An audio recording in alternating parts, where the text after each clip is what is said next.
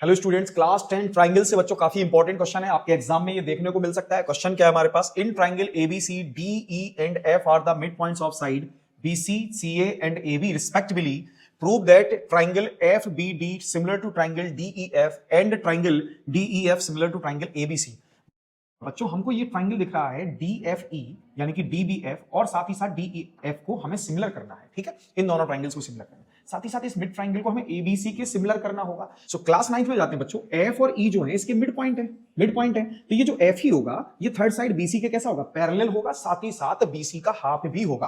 क्योंकि यहां पर डी जो है मिड पॉइंट है, इसका मतलब एफ ही जो है वो बीडी के इक्वल भी होगा और सीडी के इक्वल भी होगा। सो बच्चों हम यहां लिख लेते हैं इन triangle ABC ABC, in triangle ABC, E and F are midpoints of AB and AC respectively. So by midpoint theorem,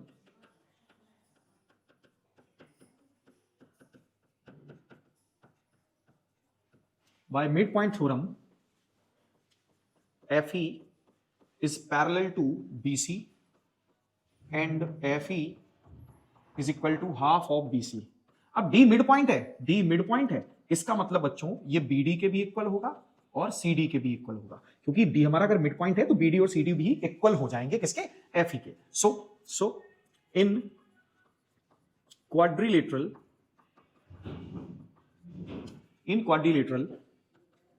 BDEF EF parallel to BD because बच्चों अगर ये FE BC के पैरेलल है तो FE BD के भी parallel होगा। साथ ही साथ अभी हमें पता चला कि FE जो है वो BD के इक्वल भी है। FE is equal to BD। So BDEF is a parallelogram. ये हो गया पैरेललोग्राम।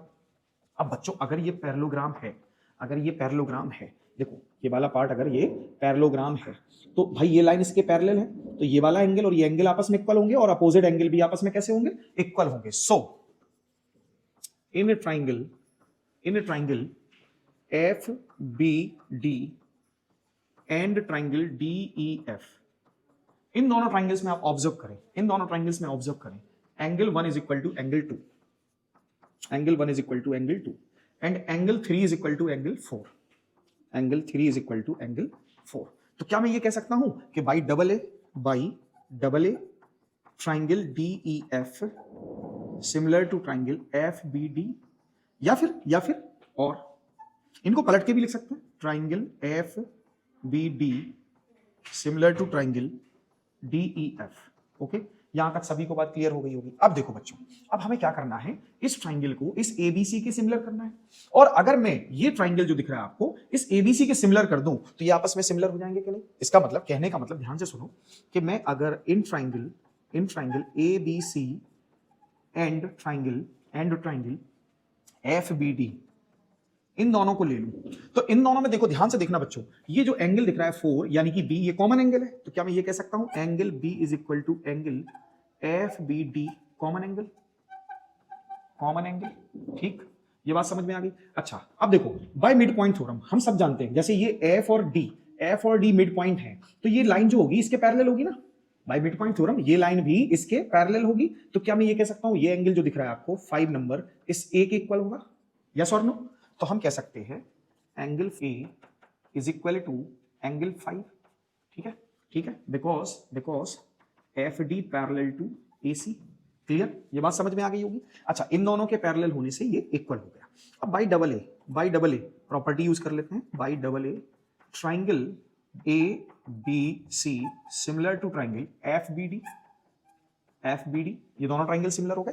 अब देखो बच्चों, triangle ABC similar to triangle FBD, then FBD similar to triangle DEF। सो क्या बच्चों ये तीनों सिमिलर नहीं होंगे? इसका मतलब triangle ABC similar to triangle DEF, hence proved।